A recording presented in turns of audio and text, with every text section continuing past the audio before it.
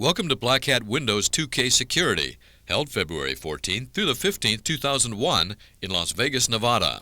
The following videotape was recorded live at the conference and produced by the Sound of Knowledge Incorporated. This is videotape number 16, Technical Track, Incident Response in a Microsoft World. Just going to give you guys a heads up. Okay, we're looking at by John K. It's myself, John Kuchabak. A lot of people know me as Mushin. I've been coming and going to DEF CON, Black Hat for about 5-6 years. Haven't actually spoken at one of these previously. Just showed up here, attend some of the classes, talk to some people, make contacts, get to know people, good stuff like that. Anybody needs to reach me, the Mushin at securityhorizon.com. That works well. Actually, I finally got an alias set up at Jaws. So John K at jawsinc.com. And can't really tell it with this, but just jawzinc.com is the Jaws Inc. One of the emphasis for that for you guys is, I don't know if any of you guys actually saw the magazines out there, the Cybercrime Journal. This actually has some really good articles on forensics, on article, I think we're up to like number 3 on incident response, some interesting information. And if you guys want a subscription sent to you, I've spoken to the editor with this, so if you send me email at johnk@jawzinc.com, I'll make sure you guys get on the mailing list. You'll have this sent directly to you. If you guys have some good information, you want to actually share some of your knowledge, share some articles. Right now we're still looking for some more writers. Go ahead and send me information. So it's a work in progress. There's still plenty of these out there if anybody's interested. Let's go ahead and start moving into the actual thing everybody's here for. Oh, sure. Overview. Incident response. What is it? We're going to cover that. Definition, examples, purpose of incident response, recognizing an incident, some policy, education, and then what to do in an incident, given a scenario 1 and a scenario 2. Starting off with the definitions here, incident response, what is it? Going through the dictionaries, online dictionaries, searches, came up with incident, an action likely to lead to grave consequences, especially in diplomatic matters, a serious border incident. So to get an idea of incident response, we actually need to take a look at what does incident response mean. So grave consequences, sounds bad, really bad, probably does not look good on the resume. You guys, security administrators, you have a lot of these incidents. You'll probably be looking for a new career path there. Could mean loss of revenue. For the company corporate level, you have too many incidents, public exposure goes out there, nobody wants to go to your website, nobody wants to buy your goods, unless you're Microsoft, and then things go up. Security manager personal level, you start looking for a new job. Luckily, there's a lot of security manager jobs out there. If anybody if you guys want to add some your own personal information as we progress, feel free. I know it's getting kind of late in the con here, that people are tired. Hard night last night, I understand. Specific incident examples. Malicious code, everybody plays with this. This is a big thing. You have your virus infections, your Trojan programs, you have worms. Malicious scripting, it's getting really big out there. A lot of the scripting programs, it's kind of dangerous. An idea with them, it's usually hidden. Some have the potential to replicate. Effects can range from simple monitoring of system network traffic to complicated automated backdoors with full system rights. That's definitely an incident I've been seeing a lot lately. Actually, I've been seeing a few where they thought they were being attacked by some type of internal Trojan or virus, and it just happened to be their set of the programs and the security was a false positive, basically. So you will see this if you actually work with the security. Another incident example is unauthorized access. This could mean anything: accessing data without permission, utilizing an account not assigned, utilizing another user's account, utilizing an assigned account in a manner not specifically assigned, and elevating privileges above assigned. You guys attended some of the training here. Basically, a lot of the training covered how to do all this. This is usually considered unauthorized access. Now we get into a little more interesting for some people, unauthorized utilization of services. Gameplay. I've worked on many networks where gameplay, something doesn't like me over here. Gameplay is considered an unauthorized utilization of services, and it can lead to being fired. That's been incidents that I've had to respond to. They've noticed some unusual network traffic. We've had to search it down. We've had to go out there, find the people, explain to them they just violated policy, and they're looking at finding a new job. Mail relay. My understanding, there's still a lot of email servers out there, firewalls that'll relay mail. That's a bad thing. You really don't like that, especially when somebody's using that to use it as a denial of service. Basically, bad things happen. Dial-up access. You have modems that allow you to dial out. People are using those. Go out there, access sites that normally would be traced to them, but now it's all being traced to your company. Use of corporate equipment for personal gain. A lot of this is basically how you guys put it in your policy. I know many people at work, they do their stocks, they do a little bit of home business. You know, you're looking at a new resume, you print off 20 or 30 copies on the high-speed laser jet. That's, per most policy, it is still illegal or unauthorized utilization of services. And unless some type of example is set, this will continue to happen. Personal servers on network. Napster, it's a fun thing. What is it, SETI? I was actually overseas in military engagement, and we were noticing some really interesting traffic. Somebody decided they wanted to volunteer our network there to the SETI program, so they set up a few servers. Like I said there, much of this depends on policy.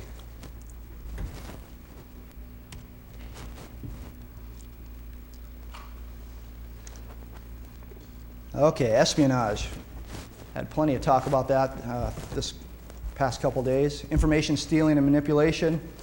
Saw some examples of people going out there actually manipulating your website, being able to change pricing, change information on the fly, you know, newspapers, etc. There's been history here.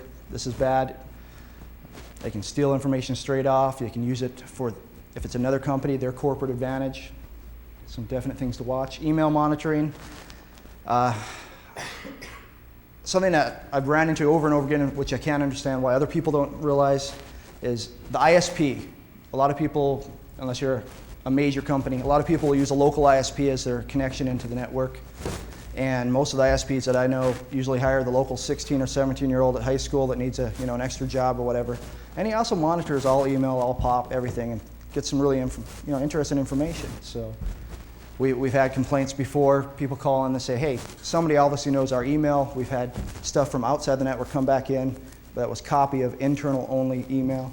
Things to look at with there. Notebook theft, data copying, CD burners, zip drives, flash memory, simple Trojan tunnel methods. I mean, these are all things that can be used with espionage. Obviously, the notebook theft, that's pretty simple. You go to the bathroom, you do something, they snag it, they walk away. Now they have, for a lot of us, they have quite a bit of information. All your contacts, if you're sales, a lot of people carry small databases on the notebooks. With incident response, I've been called in for a lot of this, and then it's pretty much you look at them and you just wonder what they were thinking. Why weren't they controlling these assets a little bit better? CD burners, I've actually been in classified areas where they had CD burners set up, and yes, they looked for computer programs, computer CDs, they scanned them, but anybody that brought in their own personal CD Walkman type thing, they never looked at the music CDs. And did the security guard actually care or tell a difference? You know, if he has a little case here of music CDs, did they take a look at that and verify this is a computer CD or music CD? No. But at the same time, in our classified areas, they had burners that you could burn all the information you wanted to on a CD and carry out. And of course, when I brought this up in one of our assessments and incidents there, they said, well, we trust everybody here. They all have clearances. We don't worry about that. Simple Trojan tunneling methods. The big thing I looked at for this is this whole email virus, the whole response to email. It's a very simple way to get into networks, a very simple way to get information. It's just a nice, easy path to get in there. You start sending some network out there. You find some emails. Boy, with what Alta Vista, all these out there, you can do some pretty good searches on the websites. You can find a lot of email contacts, and you just shoot them some Trojans. Eventually, somebody's going to open it up. They're going to open up a path to the firewall. And then somebody like me gets called in trying to find out how this happened. Everybody claims ignorance, and I spend a lot of time. Hoaxes. Working with warnings, the virus threats, bomb threats, etc. If If you're the security manager, you'll have to deal with that a lot. I suggest that you control it, that you guys are the only people that put out, whoever's the security manager is the only person that actually puts out any type of virus threats. Otherwise, you're just going to have so many. I read this on the CNN.com, or my best friend's girlfriend said that there's this new virus out and they shoot it out.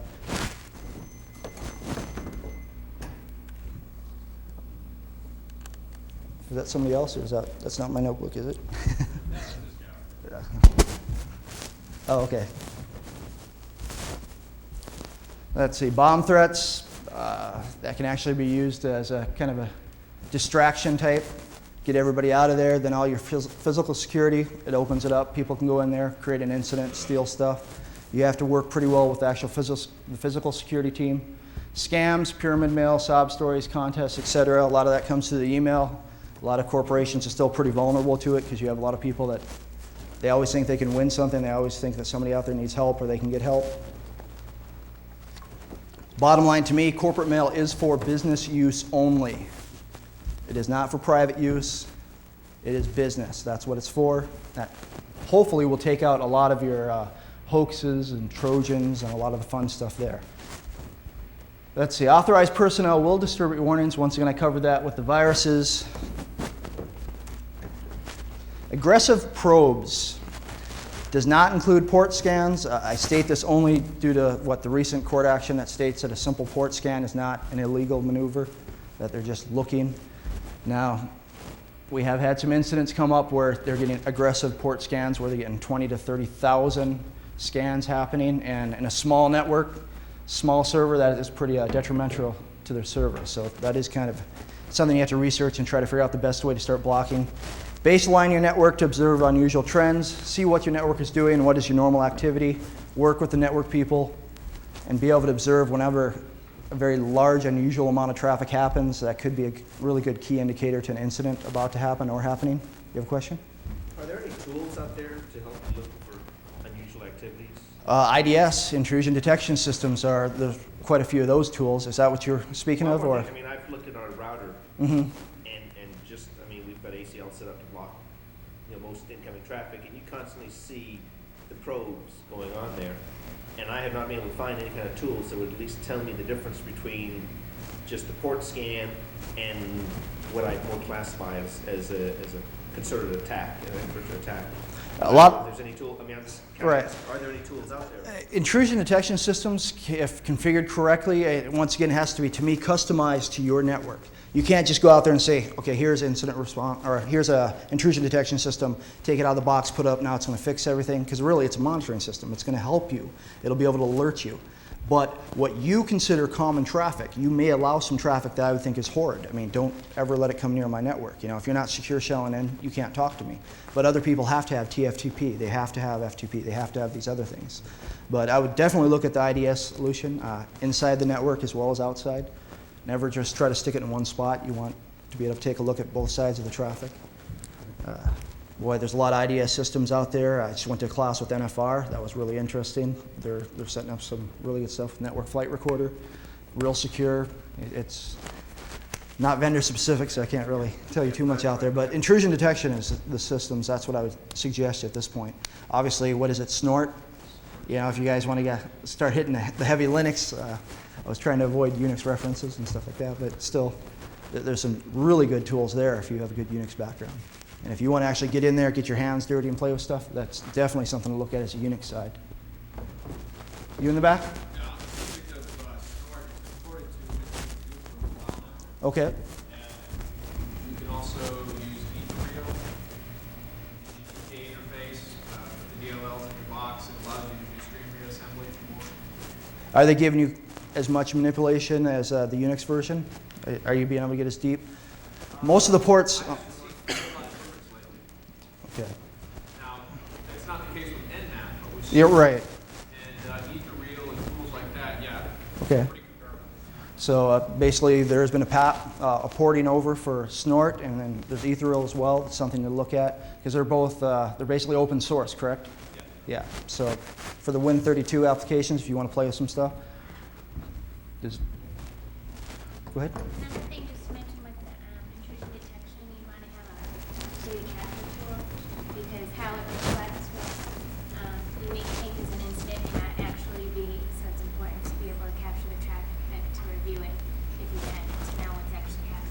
Yeah, she brings up an interesting point. A lot of the IDS will monitor, but it won't necessarily capture it. It won't store it in a way that you can replay it later on. You may have to look at a separate utility out there, a lot of the sniffers, some of the systems out there. Because I was actually speaking to the NFR guy, asking, can I if I see an anomaly here and I think it's a bad action, can I replay it and then show it to the person? No, they don't have that, but then you do scripting with some of the NFR products and some of the other IDS, and using a good script and a good sniffer out there, then you can capture everything. But that is a good point. If you actually want to be able to take a look at what happened other than just the alerts, you should have a backup. And depending on how much network traffic you have, you should have a lot of storage space. Yeah, usually what happens is once you're getting attacked, you kind of see and then capture it after you kind of decide whether you think something's going on or not. Otherwise, you have too many files. Yeah, it's definitely something to use later for review. Any other comments, questions at this point? If I get kind of wrapped up and I don't see you guys out there, just wave a little higher. Make sure I catch your or you catch my attention. Okay, how far do we go here? Baseline network, we spoke about that. Unusual activity should be investigated. If it's Friday and something's happening, I've been in situations where they left. It's Friday, I'm not that worried about it. Well, Friday is warm-up time for a lot of the teenagers. I mean, it's not, it's their weekend, it's their time they get to play. And yes, they can be a threat. There's a lot of knowledge out there, and there's a lot of patience. So working with that's a hard point I've gotten across to a lot of people. If you don't pay your system administrators very well, and they don't have a lot of incentives, especially around Friday, they have a lot of reason to leave and not really worry that much about security. But really push unusual activity should be investigated. Don't blow it off, because it can lead to something that shows something previously happened. It can lead to something that later on, a month later, you can say, hey, I remember this, put them together, and now it's a big picture instead of a little picture. Monitor both internal and external network traffic. I brought that up with the IDS. It is very important. I've had calls before where they've had reports that their system, their firewall was out shooting information out there. They're monitoring and they can't see anything, but they weren't monitoring both sides. It's very important to try to get the information from both sides of there. You could have a lot of internal things happening.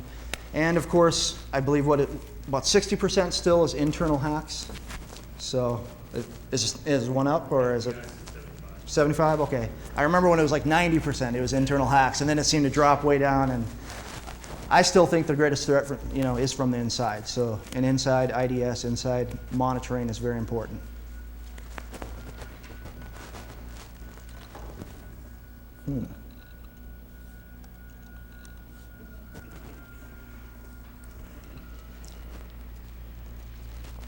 Okay, let's move on to response. Response, an active response, something constituting a reply or reaction, the activity or inhibition of previous activity of an organism or any of its parts resulting from stimulation, the output of a transducer or detecting device resulting from a given input. Okay, I think I need to get rid of some of those big words here, especially if I'm thirsty. The idea really, though, for incident response, with a response, you are responding. Something has basically created an instance here that another response, something constituting a reply or reaction. Sometimes referred to as the knee-jerk reaction.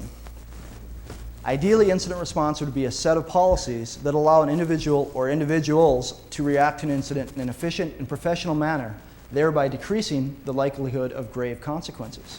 That term again. Break it down, paycheck equals good, pink slip equals bad.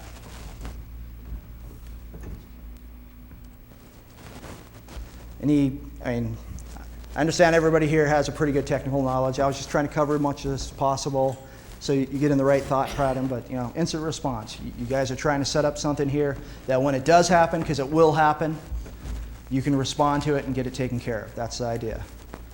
The purpose of incident response, minimize overall impact. That's a huge thing. That's what a lot of people are looking at. For a lot of corporate entities, well, even non-corporate, government, etc., you want to hide from public scrutiny. Your customers, the public, populace, etc., you don't want them knowing what's happening for whatever reason. Whether it may affect your stocks, whether it may affect your votes, whatever it's going to happen. But that's a large part with an incident response. They want an immediate response that'll try to clean it up, clear it up, and as little public scrutiny as possible. Stop further progression, definitely. I mean, you don't want them to go out there, play, and take over. You want to stop it. Involve key personnel. It's kind of embarrassing if you don't tell some of the head people and they get a call from so-and-so and saying, hey, I saw your website got hacked, and they have no clue, and then they have to call you up. It's very important for security of your job and just for general information flow is to involve all key personnel. Control the situation. It's, from the very beginning, if you don't control it, it'll get out of control. It happens a lot, especially with that involving key personnel. I've seen system administrator, he'll go out there, he'll see something that looks kind of strange. He's a little leery, he doesn't want to bring in the security manager, or maybe it's not important enough, and so he waits a while. Situation starts to escalate quite a bit. By the time they've brought in the extra personnel, it's out of control. It's too late. He could have got a handle on the situation and moved with it quickly. Recover quickly and efficiently. Always respond as if going to prosecute. That's what I like to push. It doesn't happen very often. Once again, that public scrutiny is a big thing. People don't want to prosecute because it has to go to the public. But at least in an instant response, respond as if you were going to prosecute. You take the hardest case that you can and you're going to go through with that. At the very least, later on you say, okay, we don't have enough evidence, we don't want to do it, it was a mistake, that's fine. But later on, when you guys decide, hey, I'm really pissed off that this person did such and such, and you didn't take care of the evidence, you didn't follow proper procedure, it's too late. Always respond as if you're going to prosecute. If possible, replace the system with a completely new one. More and more people are out there, they have backup network, your server, you have a backup one in case that server gets fried. It's a very good suggestion. It's including with hacks, incident response. Priority one, business back to normal, especially among the corporate world. Business back to normal. They want everything to be back up and running. That's how their money's coming in. They want minimum impact. Ensure all participants are notified. Once again, the whole key personnel, get everybody in there. And record everything. From the very first instance that somebody out there thinks that something happened, record it. Write it down. Get a notebook. Start writing it down. It's a lot harder 2 days later to try to remember that Joe called so-and-so that did such and such at this time.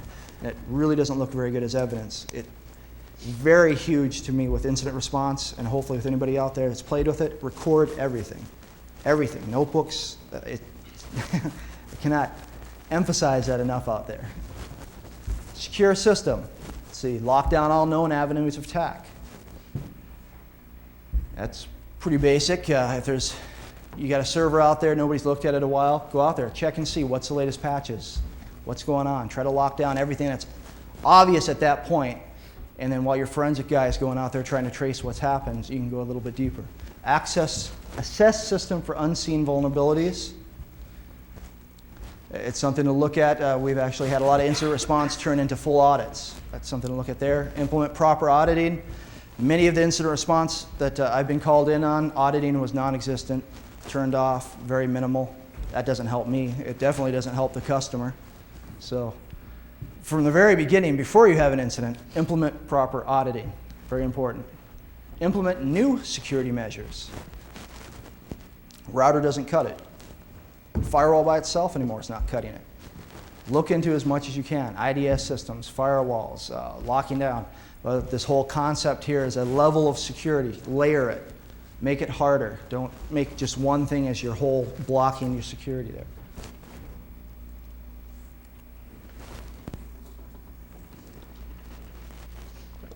Follow-up. It is never really over. Sometimes it seems that way. It's never really, really over. Ensure that all systems are secure. Don't put it back out there with the same problems. It's incredible how many times I've seen system administrators go out there, something happens to the box, they reload it, they don't patch it. They don't put any of the new, anything new on it again. They stick it right back out there, the same thing. They say, well, we got rid of the intruder, but you left the vulnerabilities. Ensure that the systems are secure. Continue prosecution if possible. To me, a big problem with what was discussed for some of the keynotes for a lot of the things here is holding of accountability. Until people are held accountable for their actions, it's going to continue to get worse. It's not going to get better. If I know I can go out there and I can kick you in the head repeatedly and I'm just a mean guy and you're not going to do anything about it, I'm probably going to do it. That's just the way life is for a lot of times. So it's really important. Push for that prosecution if possible. Set It sounds bad, especially if you come from a background like some of us do, where we were the people playing out there, whatever, etc., exploring. But the idea is, once the knowledge gets out there that you're one of the companies that takes your security seriously, it's going to turn away people. It's going to stop some of those probes, some of that. It'll be a challenge to other people, but you're always going to have those challenged people. Securely store all evidence and notes. I'm not going to go too detailed with that because that's going to be Paul's. But the idea is if you make all those really good notes and you have some really good evidence, secure it, lock it up. Don't just leave it on a desk where anybody has access to it because it'll disappear. Somebody will modify it, somebody will play with it, and it'll be worthless when you try to prosecute. Finally, distribute lessons learned. Don't hide what happened, which seems to be the biggest thing that happens out here. If your branch, if your company gets hacked, share it with the rest of the company. Let them learn from what happened. Otherwise, whatever happened to you is probably going to happen to somebody over there because they're running the same systems, the same things. Distribute your knowledge as much as you can. This can include, if your policy allows it, contact CERT. Contact a lot of these public organizations. Share their information. That is going to be up to your policy, though. A lot of lawyers, a lot of personal policy, they're going to say, no, we can't allow it to get out to the public. So that's up to policy there. Okay.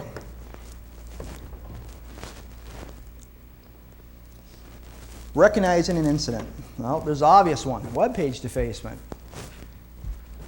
You go out there, your web page isn't there, or it looks really strange, there's some adult material out there, etc. Things that it really shouldn't be expressing for your company or government organization, etc.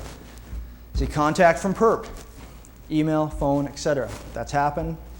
That's a definite, obvious incident. Somebody sends email or calls you up and said, hey, I want $25,000. I'm going to drop your router in the next 5 minutes, and they'll take it down for a second. Blackmail, it happens. System service denial. George, did you change the wallpaper on the servers? Well, all the NT boxes in the server room have this pretty blue screen on them now. Yeah, your servers all go blue screen, then something's happening. That's pretty obvious. Automated response. We get into our intrusion detection systems. Problem with those is you get a lot of false positives. You're going to get a lot of false alarms, but I think Greg Hoagland said earlier he'd rather have more information than less information. So I definitely suggest going with that. Anti-malicious code software, basically your antivirus, things that look for the Trojans and the known thing. A lot of people have them and then they don't update them. That's kind of a really poor idea. Kind of sounds silly too when you think about it, but it's pretty common procedure. They go out there, they buy the licenses, they install it on the systems, and they don't automate any type of update. Firewall and other security systems, that could be anything. They discussed the HoneyNet project a little. Whatever you guys have the budget for, whatever you guys have the interest in, to me, push for it. More security is good. Outside source. Okay, here we go with another company reporting possible links. Password files, IP addresses, etc. It seems kind of not really too noteworthy, but you hear about some companies out there, they get hacked, they go through and they see traces from your server. They see your password file list on their server. So it's obvious somebody got into your stuff and brought it over to them. So some of them are nice enough to contact you. Contacted by CERT. I've had some friends that got contacted by CERT basically stating, well, we think you had an incident at such and such time, and that's about it. But it still gives you a warning. It's a little flag to look into more. Law enforcement. Okay, you could have the FBI call you up and say they're investigating such and such, and they believe that traffic's been going through your system. So that's another way of an incident coming through. Public announcement. This is actually a personal story here. Is I was working on a situation out on a class, and went out and checked the local news out there. I think it was Attrition, one of those nice places like that, and saw one of our servers was listed as just being defaced not too long ago. Call back home, they had no clue about it. So server went down, they started immediately looking at it, but that's another excellent way to take a look, browse out there, attrition.org. I don't know if you guys heard of that. Hackernews.net is no longer out there, I just checked. I guess AtStake has completely taken it down and now it goes to AtStake itself. But news, I don't know how many people have been in environments overseas, war environments. Can't remember the lady's name, what she discussed. CNN is a huge thing. We've had a lot of CNN feeds. It's a good way to get information. And sadly, though, by the time it goes public, then a lot of people are involved with your company. And if you're the security manager, you're probably in a little bit of hot water. Recognize an incident. Physical report. Once again, what I mentioned, you need to work with the physical security teams that you have there. A lot of times they just hire maybe a security guard that's 50, somebody who's retired, just want a little bit extra time, but you need to work with him. You need to try to educate him because he's going to see stuff. He's going to walk around, he's going to notice sensitive material in public areas. There's a lot of things, especially with healthcare now. A lot of companies out there, credit card information, Privacy Act information, Social Security numbers. Possibly you guys are working on some bids. If that's lying out in an area there, that's a potential incident. That can definitely be elevated pretty quickly. So work with those guys out there. They can give you information. Hardware reported missing. Another thing, notebook, it's gone. What was on that notebook? That's an incident. So unescorted unknown personnel and controlled areas left unattended. I don't know how many people here actually have some what would be considered high security places, but places I've worked, they've been pretty high security, and still the cleaning people, etc., people that no clearance, etc., they walk around unescorted. That's bad. Controlled areas left unattended again. So-and-so goes and takes a break because he has to go to the bathroom. And he needs a replacement in there. I've walked in areas that were actually classified areas because of the network, and they had local nationals in there with nobody guarding it. It happens. It's something as an incident response that you can get called into. System administrator report. This is definitely something you have to work with as your system administrators because they see a lot of things, and they'll, hopefully if you have a good relationship, they'll inform you of what's going on. Unusual log activity, failed logins, unusual connect times, which is really good if you're auditing. If you're not auditing, well, he's not going to see any of it, so he's not going to ever report anything to you. New accounts. A lot of this will go into working with system administrator and actually have him look at it. I've tried to set up situations before when I've been the system, like the security manager for the systems, and asked them to shoot me the log files as well, because if they're not going to look at them, at least I will. Suggestion for you guys. I don't know how much time you have, but sometimes you just have to take a little bit of extra time and look at all the logs. Especially with, there's a lot of parsing utilities out there, you can search through things. It makes it a little easier. New accounts, new files, missing files.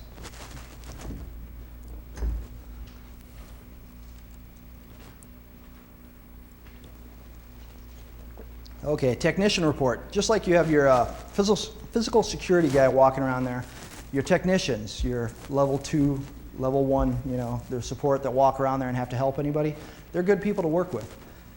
They're the ones who are going to go out there and they're going to check a workstation, they're going to see viruses. You're going to want to work with them, have them report it to you so you can track that. They're going to see policy violations. If you guys enforce strict policy, they're the ones who are going to see. They're the ones going to be called because this game is messing up DLLs, it's going to be creating problems. They'll see it. Evidence of system modification. A lot of policy I've seen out there basically states you will not load anything on this system unless an IS person does it. And we know that that's usually ignored, but this person will actually be able to report it to you and tell you. Like I said, this is the man in the field. He's very useful. If you guys actually get to the point where you can actually set up an incident response team or be the incident response lead, you'll probably have one person unless you have a very large company with a lot of assets. So my idea I'm trying to get across here is use everybody out there as much as you can. Okay, recognizing an incident, the obscure. Without investigation by a subject matter expert, many incidents can be incorrectly labeled as user error, equipment failure, etc. Technicians and system administrators need to investigate problems fully and pass on to security. A lot of this, once again, is your communication. Those guys in the field, those guys down there, they need to talk to you, they need to pass on information.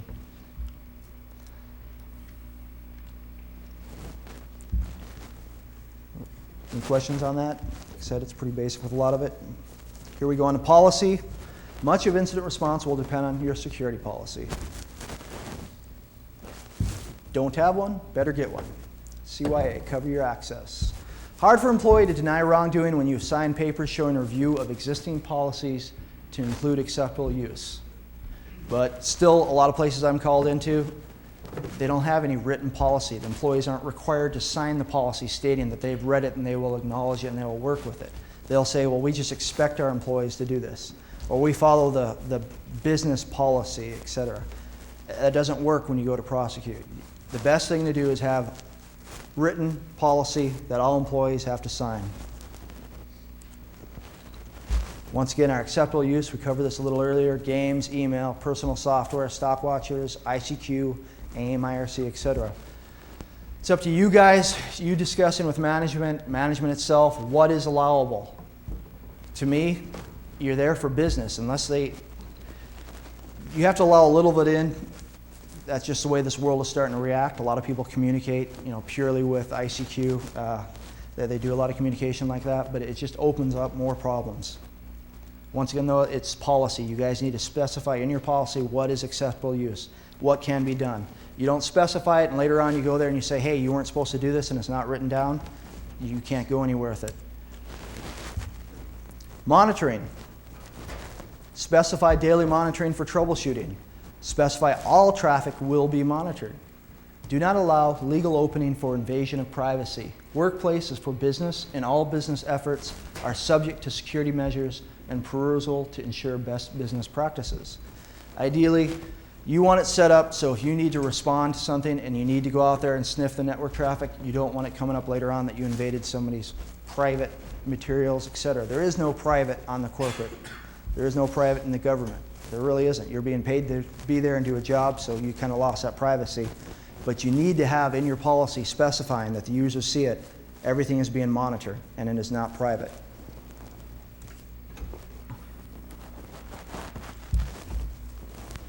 Current point of contact list, primary number for a 24-hour emergency. Depending on the size of your company, that could be kind of hard. Hopefully you have some type of maybe 24-hour help desk. That's where I would suggest starting your first point of contact, work with them and move from there. If not, then whoever the security manager is, you guys are probably going to be the one that gets the calls. But if you don't give out your information and something happens at 1 in the morning, you're never going to hear about it. There has to be a contact list. You have to have a 24-hour emergency. Email and desk numbers for security staff, designed to give all personnel the minimal needed information to respond to an incident or to ask a question. So basically what we're looking at is a secretary out there hears about an incident and needs to get that information to you. Even the simple secretary there can be able to pick up and go there and contact you or however your process is set up. You don't want the communication flow broken just because there is no current point of contact list. In your policy, user responsibilities. Once again, acceptable use. You're going to see that a couple more times. To me, it's very large. You just have to emphasize what is acceptable use. Way too often when it comes to court, you're going to hear, well, I didn't know, I didn't think, I didn't see, I didn't, whatever. Acceptable use takes away a lot of that. They know, it's right there, it's written down, they signed it. Software installation. Users, depending on what level you have a lot of users, but your common user probably shouldn't be installing software. That's just a bad idea. Security reporting. It kind of creates one of those police states, but ideally you want to emphasize to your people out there that they can report all security incidents to you and try to set up that communication path. Be aware, weakest link theory is in full effect for security. That's pretty basic. Emphasize in your policy technician system administrator responsibilities. They're really good people, but if you don't explain to them, you don't let them know what you need from them, they're not going to do it. It's real simple.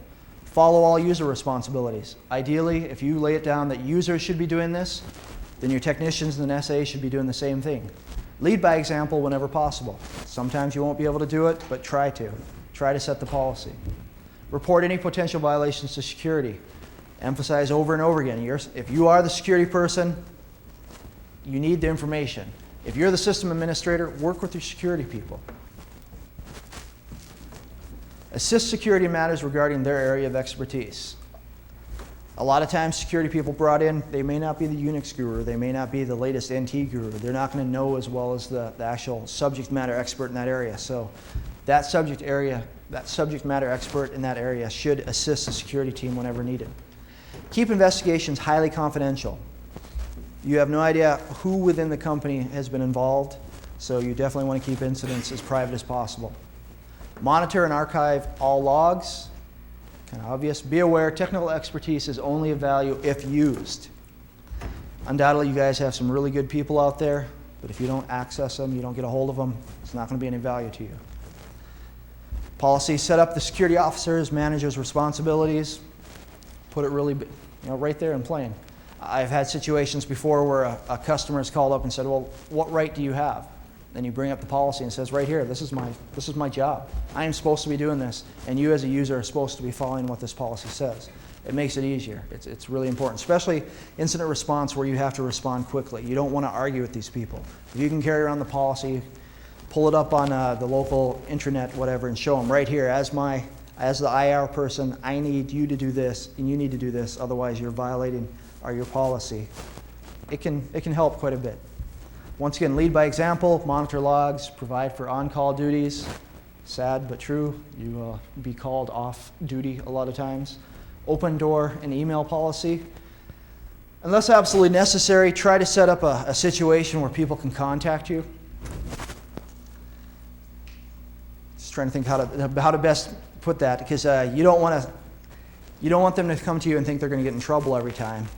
But at the same time, you do want to set an example that just because they came and told you, they're going to get away with it. A lot of times it's kind of, I don't know if you have children, think of like working with 6-year-olds, You want to communicate with them. You don't want to scare them away. That's the way users can be, like 6-year-olds at times. Okay, communicate, educate the masses. The users out there, a lot of times, I've worked with so many people that when they got into the workforce, they had no idea what a computer was. They need to be educated. It's really important. Work with them. Educate yourself daily. The mailing list. Obviously, you guys are here. You understand this. The conferences. It's very important. Push it to your other security people out there. Every day, you should be able to learn something a little bit, a little piece out there that helps you. Be aware or be compromised. Don't put your head in the sand and just ignore everything, because somebody's going to see you and they're going to get you. Educate. Policy is worthless unless implemented. What good is a library that is locked? What good are laws that are not enforced? What good is a policy that is not updated? I've went to some places, pull out a policy. It was created back in the late 80s, and they seem to think this was good. Maybe a policy mid-90s, this is good. Your policy needs to be reviewed. The people out there need to be educated in it. Policy is huge. You're probably going to get tired of that word. The users must have easy access to the policy. All new users should be required to read policy at hire and sign acceptance. That's pretty common. Does anybody out there actually have something like this? I mean, are you corporate, or are you government, or corporate? Okay, but you still. Anybody else out there actually? So there are a couple. I mean, to me, it's a real simple thing. Work with HR. When the user comes in, they have to sign these acceptable use your policy, so it's laid out. It's really simple. It's kind of scary to some of the people at times when they see everything being done, but there's no confusion with it. They're educated at that point. Policy should be kept easily available. Online, you have some type of intranet, put it online so they can go out there and review it. Obviously read only. You don't want them to modify it. Hard copy, HR, security office, library, etc. They should be able to go out there, sit down and read it. Maybe implement some type of system for suggestions. All memorandums that affect security should also be included in the policy. I've seen a lot of memorandums go out that never seem to make it into policy, and then there's confusions later on. Somebody somewhere has to decide when a memorandum is actually going to be enforced and included in policy, and ideally you do it like once a year at least.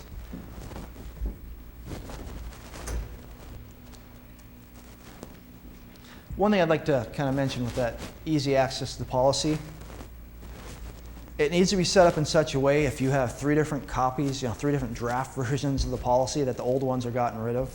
I've went in a lot of areas and I've gotten a copy of policy from one person, another copy here, and they have 3 different revision dates, and nobody knows which one is really the one that they're working with, because they're all, quote, draft. There was never a final one.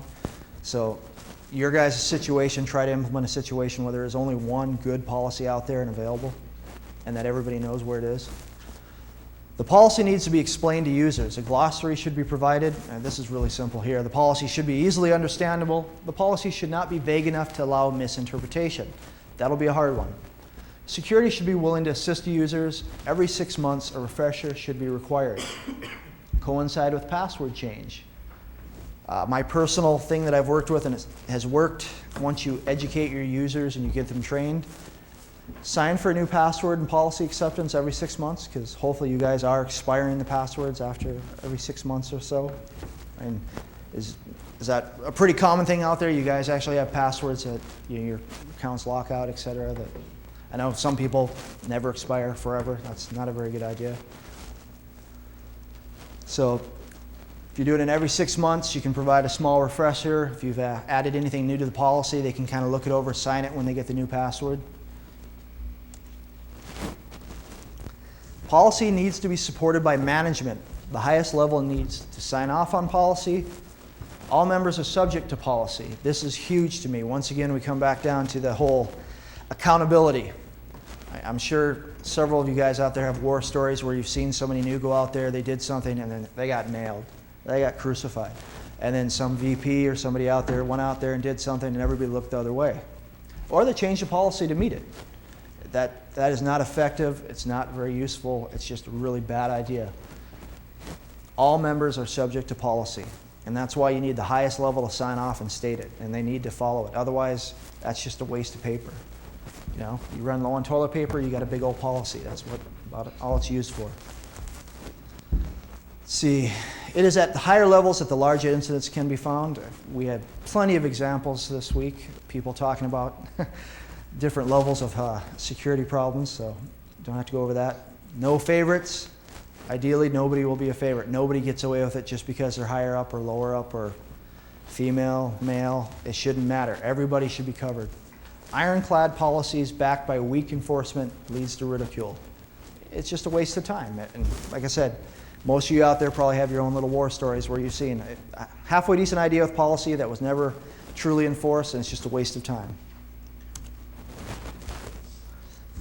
Okay, if possible, provide small classes. Antivirus software. Teach them how to use it. Don't teach them how to disable it. See, good password selection if needed. I've worked in environments where you don't have a choice. We do a random password and we give it to you. I know that doesn't work too well in some places, but it's something if you can push for, I would suggest it just because you know that it's meeting minimum requirements. And there's a lot of tools out there to implement minimum password. You know, you can work with stuff, but I've also seen friends of system administrators be able to bypass some of those tools. They'll go on there and they'll set them to something a little easier. I've seen a lot of higher ups that have called up the system administrator and had to reset the password, and that password has been there for a very long time. Just try to avoid that completely. Provide small class on your computer access. Explain to them what can be done on your computer. What's it for? User alertness, acceptable use. The idea with there is user alertless. Let them look around. Let them see what's going on. If they see something that's potentially bad security-wise, they can contact you. Ignorance, go ahead. Yeah, I was going to ask, you have on there suggest SAs distribute passwords. Is that really a good idea? I mean, you know, our policy is that users are the only ones who know their passwords, and they are not even allowed to give it to ITNS. If somebody from ITNS needs access, then we'll make use of our admin account, change their password, do the work, and then have them change it back. And that can work there. It really depends on how your policy's set up. I've found even in situations where I've written the policy and state you will not share your password with anybody, you walk up and you're an IS guy and say, hey, I need your password, they're going to tell it to you. It's like, but right here, I just told you not to do it. But you go up and you ask them, they give it to you. You go up and you say you're from IS and you're not from IS, they still give you the password. It's really a personal judgment on that. Well, that's why we have that policy. Right. There's no question. You don't give your password to anybody. So if somebody calls you on the phone and says, I am from IS, give me your password, then they'll say, well, I'm sorry, your policy that you told me says I can't give it to you, and they have that to fall back on. So. It's a comfort level with what you guys work with. I've worked in that before, and I still emphasize in your policy you will not share your password with anybody. There's no reason for it, especially with admin rights.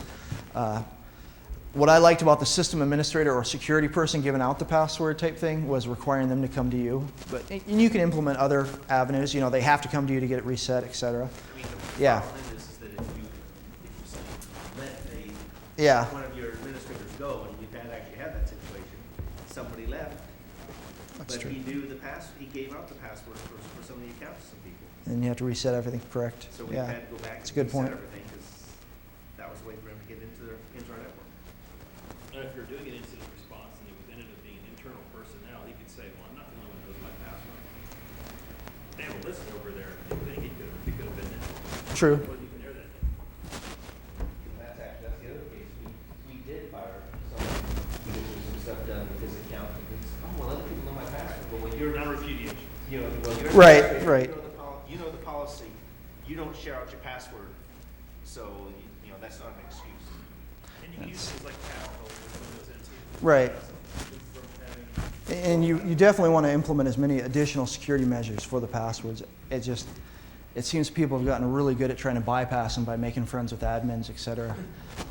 I try to push as much enforcement as possible. Was there anything else on this slide set, or?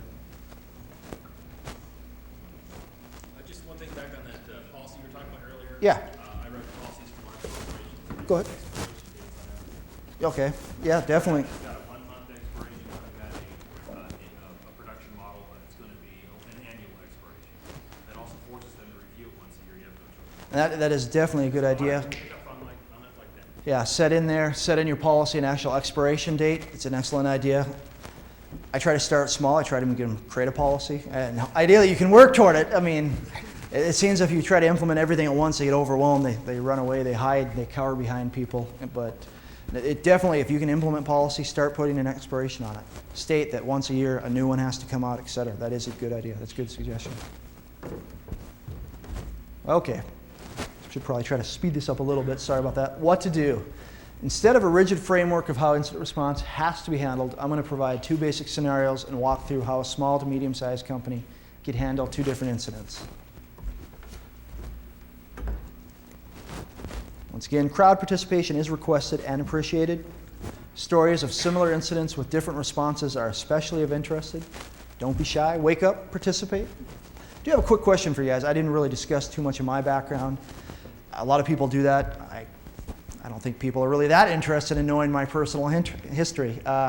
Anybody out there actually heard? I work for Jaws Incorporated. Has anybody out there actually heard of it? It's a very large Canadian-based. I've ran into a few of the Canadians out here, and they've heard of it. But the U.S. side, it's kind of new out there. Just kind of interested. Change subject real quick. Try to see if you guys can follow the break here. Okay. Scenario 1. Time 2013, a VP is given a party at home, decides to show off the new web page. While viewing corporate leadership page, VP noticed certain pictures of persons, including VP, and bio information had been modified to be less than favorable. So here we are, we're setting up the scenario here. Time 2015, having just read and signed off on the current security policy earlier that week, VP remembers that personnel can contact the help desk 24 hours a day for reporting problems. Ideal situation. Phoning the help desk, he reports the problem and expresses an intense desire to have the situation resolved as soon as possible. After logging all information, the help desk assures the VP resolution shall be swift.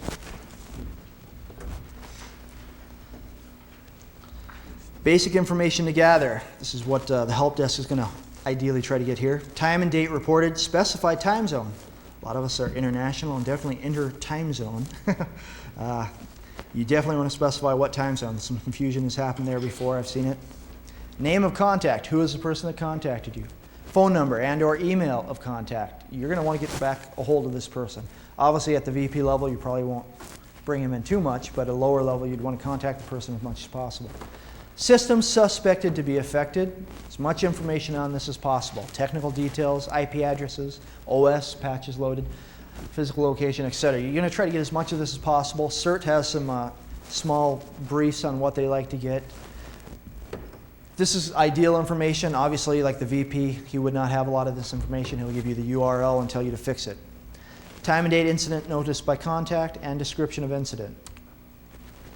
So 2020. Help desk finished entering information into log. Help desk verifies that page has been modified. He actually went out there, checked it. It's not some type of hoax happening, somebody playing a prank on him. Per security policy, all incidents affecting the company in a public manner are considered priority 1. Something else you guys will have to look at if you're setting up incident response. You can prioritize it. A lot of people, anything that's public, it's out there in the view and the public will notice and it'll look bad, is automatic priority 1. So, 2021, help desk receives reviews point of contact list and calls the security manager's pager. This specific security manager insists on notification of all priority 1s. Another approach would be an on-call security member that updates the manager after reviewing the situation. So that's, go ahead. Yeah, back your talked about having a help desk recorded the logs and so on. Are there not times for security incidents that you'd want somehow, tell the help desk, this is private, don't spread the word? Yes, and that would be you'd work with them and actually emphasize the whole confidential thing. What I try to do is just create a scenario here that they're using a help desk as their primary point. Some people probably would prefer not to have the help desk. They'd go straight to security. But a lot of people, with the help desk environment, everybody knows how to contact the help desk. And if they already have a 24-hour staffing, they can work with that. Yeah, we've had some security incidents where we want to make sure that nobody really knew about it, not so much because of fear of public, if it's an internal person. Internal, yes, internal. You don't want them to know that you know. Yes. Because then they'll go back and cover up their tracks and go, oh my God, they found out. Let me quickly go and change things before they find It's definitely, if you are instituting some type of help desk response as your first line, you do want to emphasize to them that anything they're receiving is private. Ideally, if you have a staff member, you won't have to do that. You'll have your own, person that can respond 24 hours. But just created a basic scenario here, and trying to play through it. A lot of flexibility with it, but yeah. If you set it up and you do use a help desk, or if you use something else, try to emphasize to them confidentiality. You do not want the information being spread around because, as was mentioned earlier, we're looking at around 70-75% is still internal. Okay. 2027. Let's see. Actually, did hit it right. Okay. After being updated of current situation, security manager requests help desk to contact the NT server on-call person and have him meet him at office in 30 minutes. Ideally, he might have a little card and he'd have it in his own pocket. Like I said, just for the scenario's sake, he's going to contact the help desk. This allows a constant, one person constantly. The help desk person will ideally be able to update everything and keep track of everything. Security manager gets ready for a late night at the office. Help desk checks point of contact lists and calls on on-call SA. Help desk explains basic situation to SA. SA assures he is getting ready to go. So, emphasizing here in this scenario, we have a good set of team. They're responding, they're doing everything quickly, they're doing everything ideally. Per intra-department policy, SA calls department head while en route to office to notify about situation and to ensure response is in process. Kind of calls into that whole key personnel. He's on call, but he has a manager, so it's depending on the situation. Ideally, once again, we go back to confidentiality with this web hack. This situation, going with that. Some situations you wouldn't want to include too many people. It'll be a policy thing. It'll be somebody up at your company's going to have to decide how many people do you include. Ideally, you'd only include the person that finds it, your security manager, and whoever he decides to include. You keep it a small circle. Department head receives information and requests update if any new important information arises. Otherwise, he'll want full update in the morning. This guy is pretty lax. He trusts his SA. He's going back to sleep, not that worried. Well, actually, it's not even early enough for sleep. But SA and SM, they meet at the server room. Quick discussion of current assets reveal that there's a backup server available with recently loaded OS services and patches. Once again, in an ideal situation, you would reload everything completely clean. But just in this scenario, they did have a brand new server that has just been loaded. SA begins process of restoring data from backup tape, while SM begins process of bit-by-bit copy of compromised server. Paul will cover more in detail on a lot of this stuff right here. I'm just trying to swiftly cover some things. In fact, here we go. More complete details of forensic techniques will be given by Paul Mobley's speech.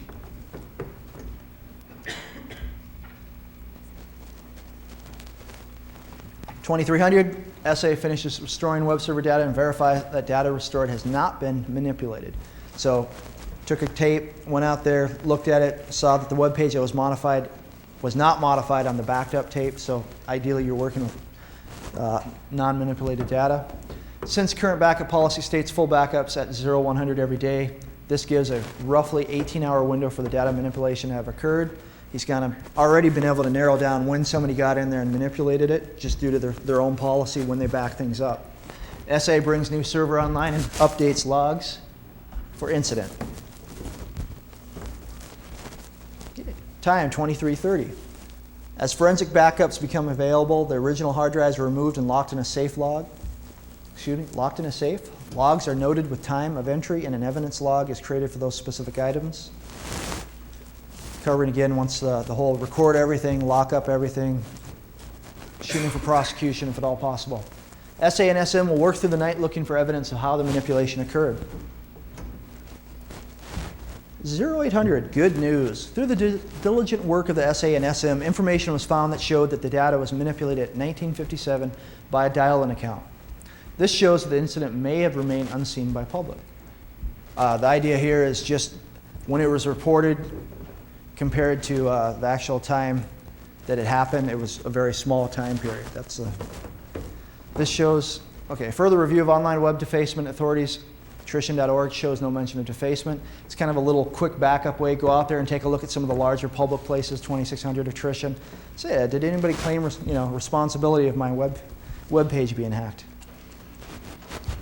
Coordination with HR reveals that the owner of the account that had recently been okay, let's try this again. Coordination with HR reveals that the owner of the account being the one that dialed in, had recently been passed over for a promotion. Normally that user account would not have rights to the web server directories, but an earlier update to the server created a hole for their internal users. The SA quickly reconfigured file access for the server and closed that hole. By 10 in the morning, coordination with HR, legal, and the employee's direct supervisor showed that due to previous poor work record and misconduct, it would be in the best interest of the company to terminate the employment of the individual in question. Conclusion, due to proper procedures and quick response of all personnel involved, the incident was quickly contained, resolved, and business returned to normal. Communication and coordination is especially important in incident response. Any breakdown in the chain can cause the entire process to fail. The big thing with the scenario I was trying to show is how it can kind of smoothly work by being able to have your point of contact list, people aware what's going on, hitting them, moving quickly, and taking care of all situations. Any questions on?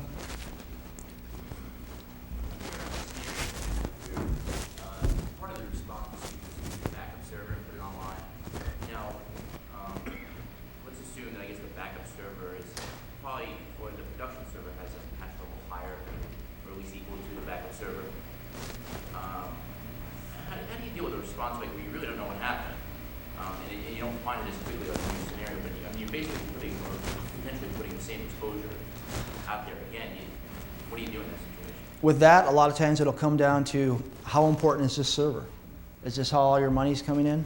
Was the potential, the potential vulnerability that was accessed? Because you're really not sure what happened to it, but you're losing money for being down. And that's basically where you call in somebody at the VP level or whatever and have them sign off saying, okay, I accept that we need to take the system down because we're really not sure how it got compromised. My suggestion is you remove the server until you know, but the simple fact out there with the companies, if that machine is how they're doing business, and it gets taken down and it's down for several days, the public's going to notice it. They're going to wonder why. You're not going to be able to blow it off. It's going to be really an internal decision. How important is that server? If it's not important, take it off, rip it apart, beat it up, do as much as you can. If it is important, then somebody at that level is going to have to take a look at it and they're going to say, just due to the public scrutiny and all that, we're going to try to work forensics on this, on this copy over here while taking the new system up and hopefully find something. It's really a decision that's going to have to be made internally. Ideally, you're going to take it off and you're going to keep it off until you find out what happened because you really have no idea what has been done deeper in there. You have no idea what kind of backdoors, you have no idea what kind of what kind of information can be compromised, especially credit card information. Anything out there, if it's a heavy business, there's a lot of potential problems. And that's something we can ask Paul in his discussion a little bit more what he'd suggest. Any other questions with that? And once again with the scenario, it's not really a question-based situation, so if you guys have any suggestions, feel free to include them. That's not a problem. Scenario 2, time 1000. Help desk operator Julie has been especially busy this morning. Aside from the normal calls of users not being able to find format documents, I'm having problems here. Aside from the normal calls of users not being able to properly format documents in Word and find the any key, there was a spurt of user complaints from being locked out. In addition, one of the traveling salespeople, call him Frank, has returned from being in the field and has logged numerous complaints about his system not working right. That's I think for anybody in technical, it's pretty common. It's not working right. And that's about the level of information they give. Julie diligently logged all of the calls today and sent them off to the appropriate queues. System admin received the lockouts. Technical support received Frank.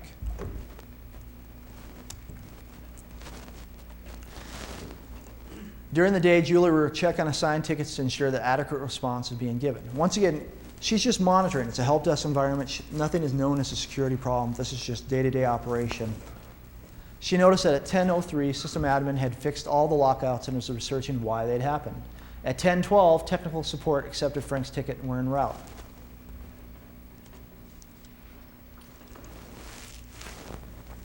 (10:30). Chris in technical support meets with Frank. Frank explains that this morning after he logged in, the system said something about performing maintenance, please wait. So he went off and had a cup of coffee and checked with the coworkers on latest news. Upon return to his computer, it had appeared to be done with its program, but acted weird during the morning. Sometimes it would beep, and sometimes the CD tray would eject for no reason. Very weird. Time 10:40. Chris quickly took a look at the system to see what was running and didn't notice anything obvious. He did notice that contrary to policy, Frank had appeared to have installed some custom programs like a stock ticker and a theme from the television show Baywatch. 10:44. While looking at the laptop computer, the CD-ROM drive opened. Within was a copy of Quake. Chris decided to reboot to see if the systems would continue. After the system finished rebooting, Chris noticed that the antivirus software was not running. Further investigation showed that it had been disabled. After enabling the antivirus software, he had it updated to the latest DAT file and then ran a full scan against the system. Last scan had been over 6 months ago. Just out of curiosity, I mean, any of you guys go out there and you find your users that disabled that nasty antivirus, you know, because it was interfering with them? Yeah. And there's actually some really good software. They've been updating it, working with some server pushes that allow you to see when it's being used, when it's not being used. So you can track it a lot easier.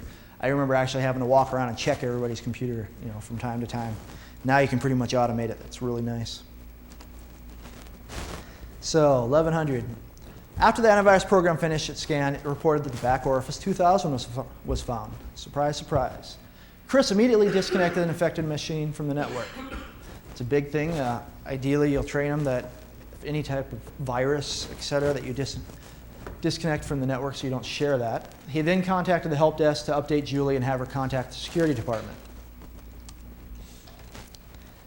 Julie contacts the security manager and updated him on the situation. The security manager requested the phone number for where Chris was currently located. He then called Chris and told him to make sure the computer was not disturbed until his arrival.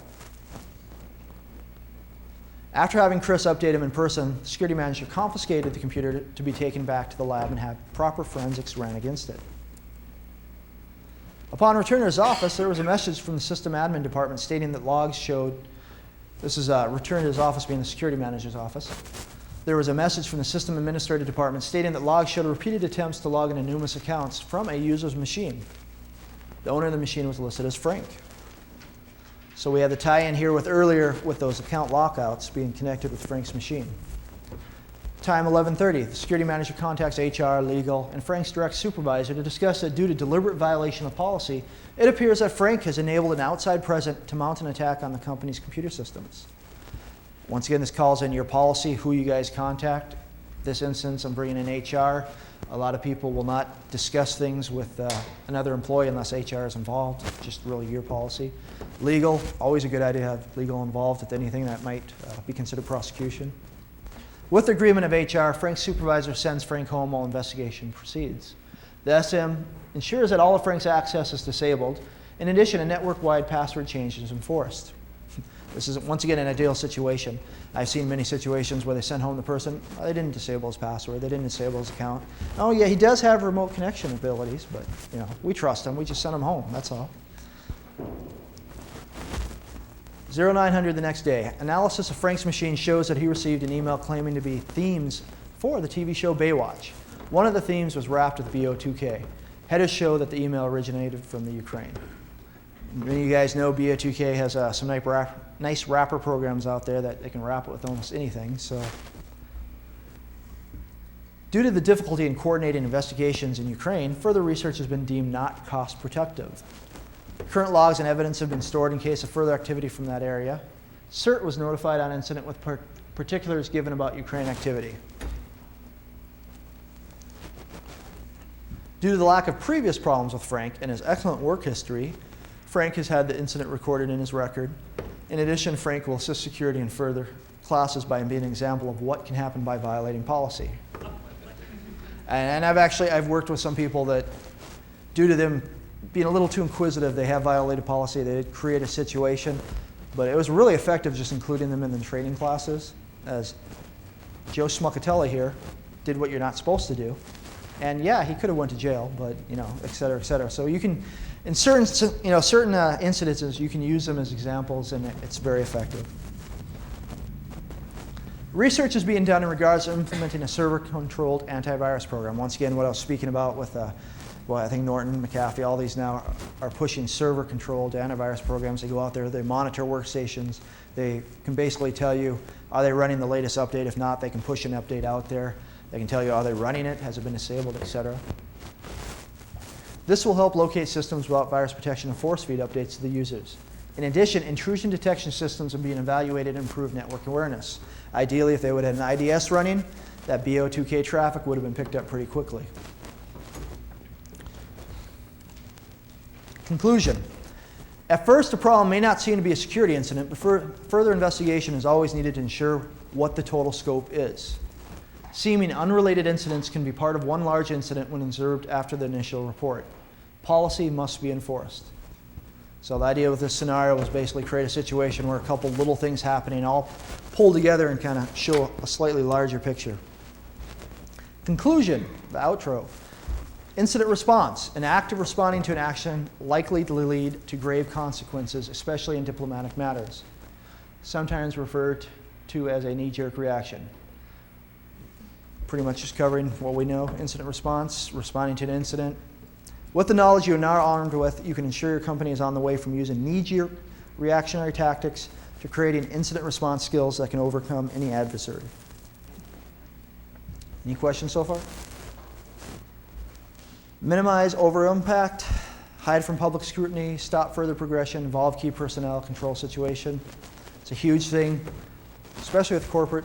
I found overall they really, really want to hide as much from public scrutiny and then be able to respond and move forward, recover everything. Working with recover quickly and efficiently, respond as if going to prosecute. Like I said before, it's a lot easier to decide later not to prosecute than it is to say, hey, I really want to prosecute this guy, but gee, I wish I would have kept that evidence. If possible, replace system with new one. It's not always possible, but it's definitely suggested. Priority 1, business back to normal. Ensure all participants are notified and document every action. Back up all data. Secure the system. Once again, lock down all known avenues of attack, access the system for unseen vulnerabilities, implement proper auditing, implement new security measures, control the situation. Heavy emphasis on control the situation. It can quickly escalate to out of control. People can get very hysterical. You need to be the nice, calm, controlled person. Work with it. Follow up. Always learn from the incidents. Ensure that all systems are secure. Continue prosecution. Securely store all evidence and notes. Distribute lessons learned. So situations like I mentioned before, your follow-up is you may need to actually do a full audit or a full pen test on all your systems overall, because you have no idea with this one system compromised how many other servers have now been used to jump onto. So, okay, real quick, I didn't have any real clue here on how much time we're going to be moving with. Any idea what time this is supposed to be ending? What's that? 14 minutes. In about 14 minutes? Okay, so we have still got a little bit of time. Okay. I threw a little bit of extra in here just for the heck of it. The following slides will consist of web pages in no particular order or preference. A lot of you guys have probably already seen them, but for some of you that haven't, I have met some people here that haven't seen some of these. I just want to suggest to them for more learning information. The one thing they all have in common is that they offer valuable information to people interested in the latest and best in information security. This list is not meant to be a complete list in any way. There are other websites out there with valuable information to be found. It is up to you to find them. Ignorance is curable. I am merely offering a small dose of the cure. There is more out there. I like attrition.org. How many of you guys actually have been there, used it? I mean, it's good. Need to work with Brian a little bit on the interface. I've had some problems trying to do searches and stuff, but it's really excellent. They break it down by country. They break it down by org of all the web pages that have been hacked. They actually try to mirror a lot of it. So, like I said before, you can potentially use it as a quick indicator of maybe somebody's seen that your web page has been hacked. CERT, definitely an excellent place to hit. Has anybody from CERT, any idea if anybody showed up from CERT? Guess not. Under CERT, they actually do have a Windows NT intruder detection checklist, and you guys have the slides. I gave the URL there. It's interesting to read through. I like this. If you guys actually get a budget that you can set up a team for incident response, there's a lot of information in here. It's worth looking into. Of course, RFCs, I forgot to add them in here or put them on the CD, but the RFCs for security policy are also good information. SecurityHorizon.com, this is actually a friend of mine. A few of those guys, they run this. Try to provide a real basic security portal. What's nice about it is they're actually giving me access out there so I can start pushing more information on incident response and pushing some more tools out there. Of course, SecurityFocus.com. Hopefully, everybody's heard about this, right?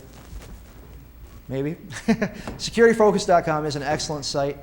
I mean, they're hosting so many of the mailing lists out there right now. So through them, you can join a lot of the mailing lists. Through them, you can do a lot of the latest tools get pushed through them. Their interface is kind of limited, and I've tried to talk with them about that too, but you only have like this much of information out there and a whole bunch of advertising, but still, it's one of the best sources of information out there. The ICAT database, I don't know if anybody's played with this. Government basically has went out there and tried to check with multiple databases out there and create a master search list for vulnerabilities, so that's kind of an interesting place to search for. Once again, the URL is there.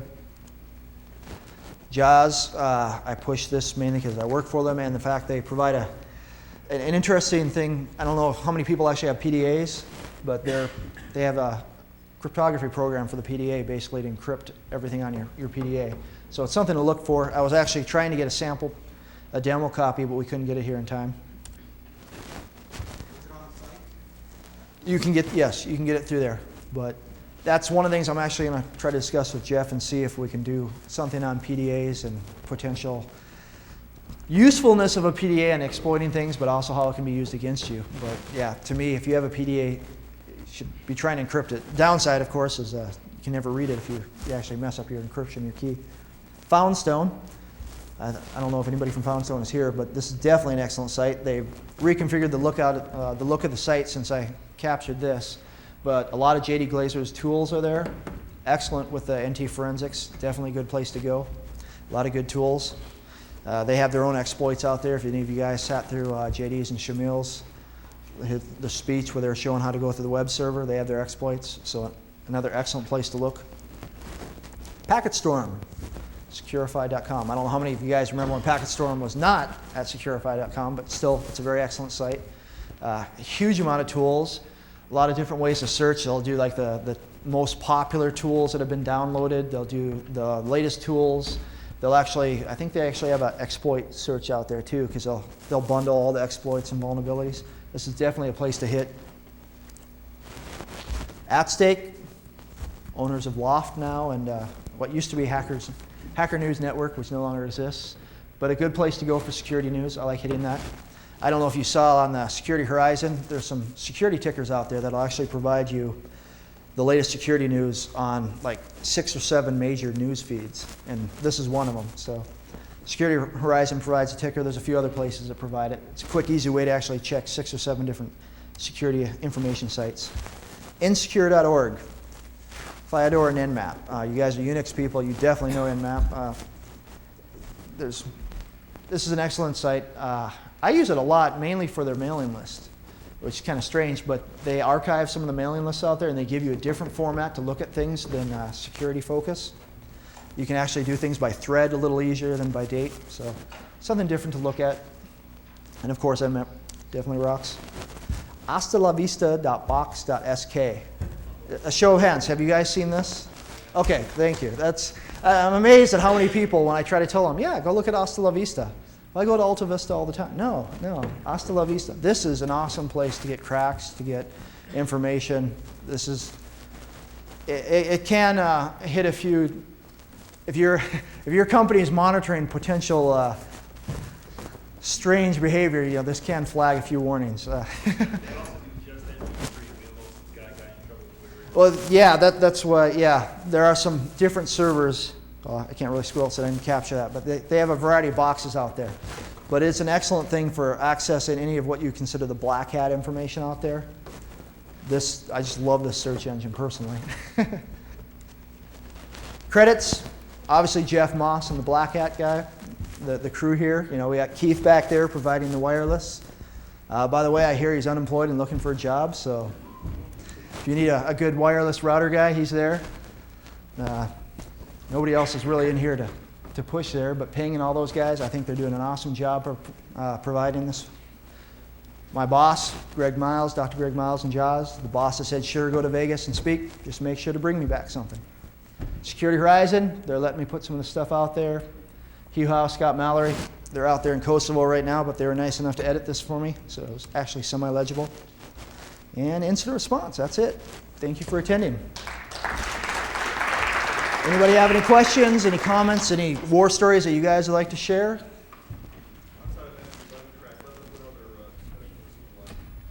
That I like? Through the security focus, I go through a lot of them. I tried subscribing to them, but it's just getting out of control. I actually, for my cybercrime journal here, I submitted an article on mailing lists, and somebody was nice enough to mirror it out to Security Horizon without my permission, but it's out there now too. And basically, I go over what I consider some good lists, but you hit security focus, the pen test, I like the pen test list. There's a vulnerability development list. There's firewall list. You know, if there's a subject, there's lists, and you just got to monitor it. Like was discussed earlier, bug track can be very overwhelming with the amount of information, and a lot of times it can be, you know, I hate Microsoft, so you should never use it. I love this. It doesn't. Since it's unmoderated in a lot of ways, it gets kind of busy at times. But definitely hit security focus and insecure. Take a look at some of the stuff out there. I really do like the vulnerability development list, the pen test list. I like some of those. Those are good. I believe there's a forensics list out there too for any of you guys doing forensics. We actually need people to actually start posting on it and providing content. But yeah, there is a list out there. So, anything else? Like I said, the tools. I spoke with Paul. He's our senior forensic guy, and it looks like he booked out of here to set up another classroom. He's actually going to show examples on how to use NT tools, and actually using like NCase as much as he possibly can. You need special licenses to do too much with it, but I would suggest going over there if you guys want to see some of the forensic stuff. I think so. I'm so thirsty.